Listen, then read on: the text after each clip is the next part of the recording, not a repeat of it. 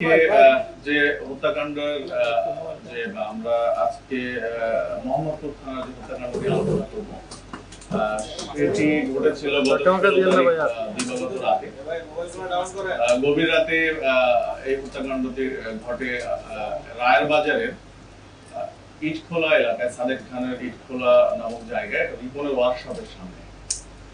এখানে ঘটনাটি ঘটার পর তাৎক্ষণিক পুলিশ সেখানে গিয়ে ভিকটিমকে উদ্ধার পূর্বক হাসপাতালে প্রেরণ করে। পরবর্তীতে এই ভিকটিম মারা যায়।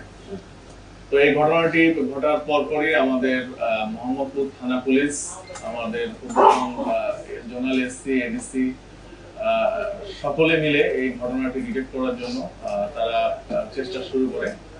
তো প্রথমে তথ্য প্রযুক্তির সহায়তায় আমরা আসামিদের শনাক্তের চেষ্টা করি। তো আসামি শনাক্ত হওয়ার পরে আমরা মোহাম্মদপুর এবং মোহাম্মদপুরের আশেপাশের এলাকায় অভিযান শুরু করি।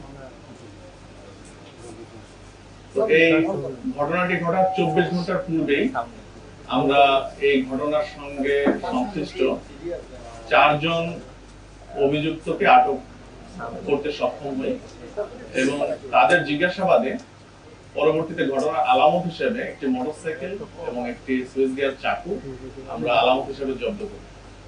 তো যে 4 জনকে ধরা হয়েছে তাদেরকে ঢাকার কেরানীগঞ্জ থেকে ধরা হয়েছিল।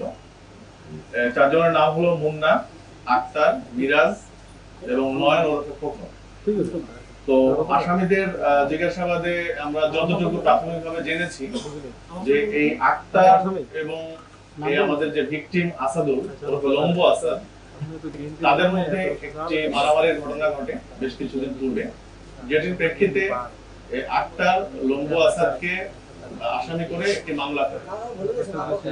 পরবর্তীতে এই মামলায় আমাদের ভিকটিম পুলিশের কাছে অ্যারেস্ট হয়েছিল এবং জেলও খাটে। পরে কিছুদিন আগে জামিনে মুক্তি পেয়ে এই ভিকটিম বের হয়ে আসার পরে এই ঘটনা রেস ধরে সেই সাথে এই আক্তারের সাথে আগের টাকা পয়সা সংক্রান্ত একটা বিরোধতা ছিল। এই দুটি কারণে আক্তার প্রতিশোধ স্বরূপ এই আমাদের যে ভিকটিম লম্বু আসাদ তাকে তারই বন্ধুদের সহযোগিতায় এই ঘটনাস্থল, যেটি এর আগেও বলেছি, রায়ের বাজার সাদেক খানের ইটখোলা এলাকায় রিপনের ওয়ার্কশপের সামনে গভীর রাতে তার বন্ধুর মাধ্যমে ডেকে পাঠানোর পরে তার বন্ধুর সঙ্গে একসঙ্গে এখানে আসার পরে অতর্কিত হামলার শিকার হয় এবং বেশ কয়েকটি ছুরিকাঘাত তাকে করা হয় এবং ইট দিয়ে তাকে আঘাত করা হয়। তো এখানে এই 4 জনের বাইরেও আমরা আরো কয়েকজনের নাম পেয়েছি, তদন্তের সাথে এখন আমরা বলছি না। তাদের ধরার জন্য আমরা অভিযান অব্যাহত রেখেছি। আশা করছি অচিরেই বাকি আসামিদের আইনের আওতায় আনতে সক্ষম হব। তো এই ঘটনায় এই ভিকটিমের বোন, চাচাতো বোন বাদী হয়ে একটি মামলা করেছে।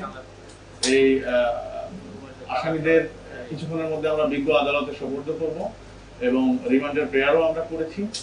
আর আসামিদের নামে যে 4 জন আসামিকে আমরা ধরেছি, আসামিদের নামে একাধিক মামলা রয়েছে এবং আমরা আশা করছি যে আসামিদের আমরা হয়তোবা সঠিক করতে পারবো, সঠিক আইনের আওতায় এনেছি। বাকি আসামিদের দ্রুত আমরা আইনের আওতায় এনে এই ঘটনার আমরা সঠিক মূল্যায়ন করব।